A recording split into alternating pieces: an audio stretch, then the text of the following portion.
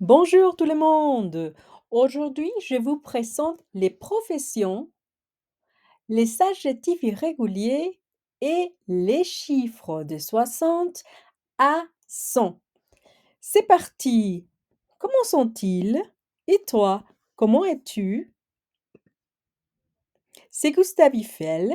Il est né à Dijon, France, en 1832 et il est mort en 1923 à l'âge de 91 ans.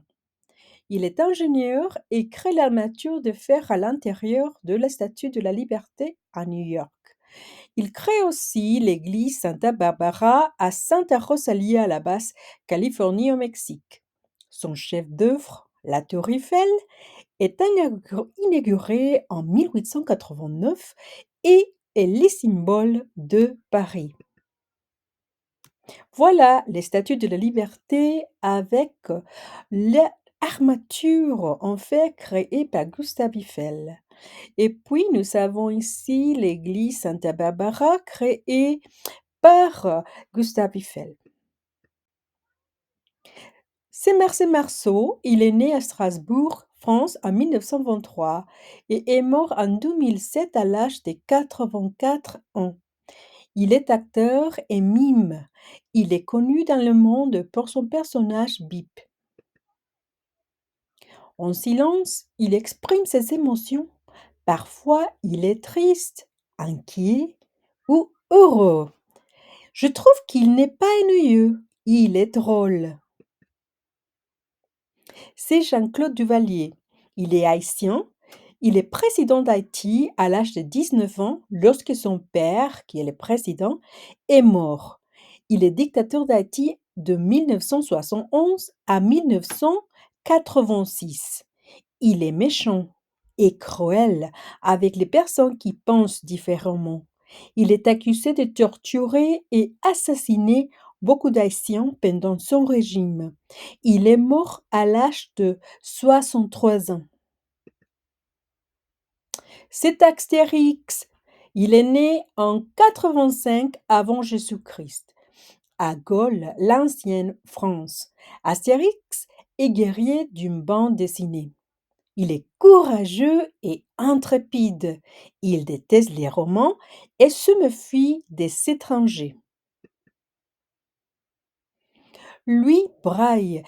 Il est né près de Paris en 1809 et il est mort en 1852 à l'âge de 43 ans. À l'âge de 10 ans, il a un accident et devient aveugle. Il est professeur pour les aveugles et inventeur. Il est très généreux et crée les systèmes d'écriture tactile à pensée nommé Braille. C'est Niki de Saint-Phal. Elle est artiste et sculptrice, peintre, plasticiste et réalisatrice. Elle est née en France en 1923 et elle est morte à Santiago en 2002 à l'âge de 71 ans. Nikki est la seule femme qui participe au mouvement du nouveau réalisme pendant les années 60. Une de ses sculptures célèbres à Paris, c'est la fontaine de Stravinsky, en collaboration avec son mari Tingley, un artiste suisse.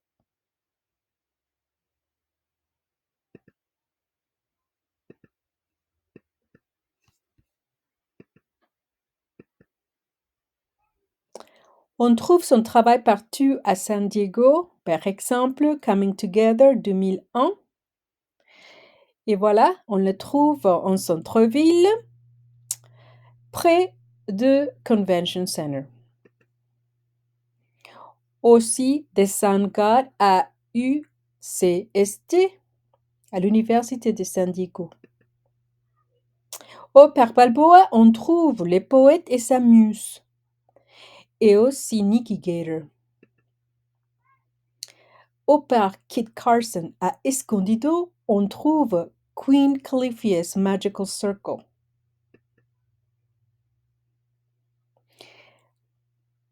Attention avec les terminaisons masculines et féminines pour les professions.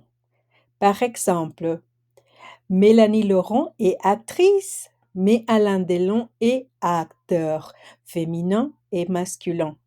Angèle est chanteuse, mais Stromae est chanteur. Gisèle Halimi est avocate, mais Paul Lombardi est avocat.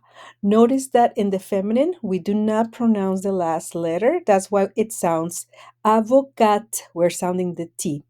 In the masculine, the last letter is T. Again, we do not pronounce the last letter of French words, so we sound the A. Avocat. Avocate, avocat. Emmanuel Macron est politicien, mais Ségolène Royal est politicienne. Double N. Some professions end with E, so they already are masculine and feminine. Do not add an additional E to make it feminine. Quelques exemples: dentiste, architecte, fleuriste, artiste. Alors, elle est dentiste, il est dentiste. Pierre est architecte, Marie est architecte, etc., etc. If you want to find out what a person does, you can ask, qu'est-ce que tu fais dans la vie? What do you do in life? This is informal for formal. Qu'est-ce que vous faites dans la vie? Qu'est-ce que vous faites dans la vie? I would answer, je suis professeur de français. Je suis professeur de français. Notice that I do not say, je suis une professeure de français. That would be English. So in French, you do not use un or une with the professions unless you are describing. For example, je suis une professeure active. I'm describing myself as an active professor. In that case, I would add une, in this case, féminin, because I am feminine. Je suis une professeure active. Somebody asks you, tu es étudiant? You will simply reply, oui, je suis étudiant. I am a student. Again, do not add a in French when talking about professions unless you add an adjective to that sentence. If you said, oui, je suis un étudiant heureux. I'm a happy student. Oui, je suis un étudiant heureux. Now, we heard some numbers talking about age and dates. Let's go over the pronunciation. We have soixante, soixante. But for 61, you're going to say and one. Soixante et un, soixante et un. It should sound like one long word. Be careful with 62 and everything else. You do not add and. It's only for 61. 61, right?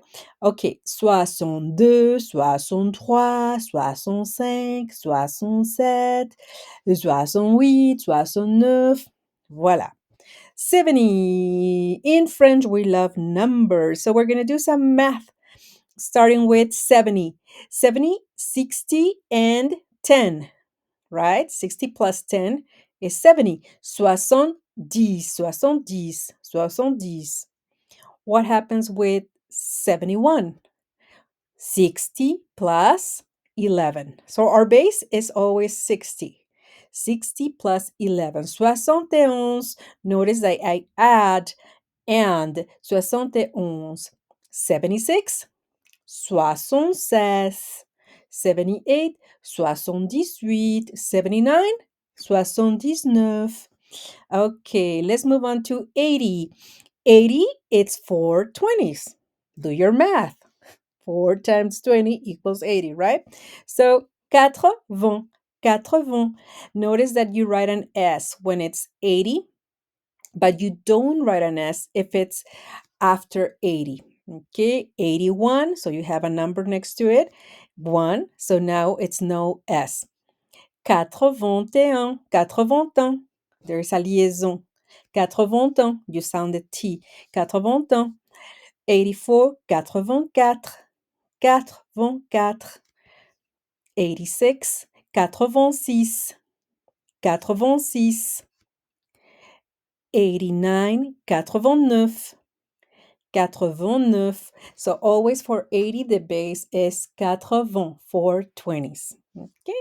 What happens with 90? Okay, we're going to continue with that base, the 80, but now we're going to add 10 because if you do your math, 4 times 20 plus 10 equals 90. 90. 90. And then we continue with the same pattern. We're going to do for 91, 91. 92, 92. 93, 93. You can keep going. 94, 95, 96, 97, 98. And then we have 99. Okay? And then the last number is 100. We made it. On est arrivé. Voilà. Donc c'est fini. Merci beaucoup. À la prochaine.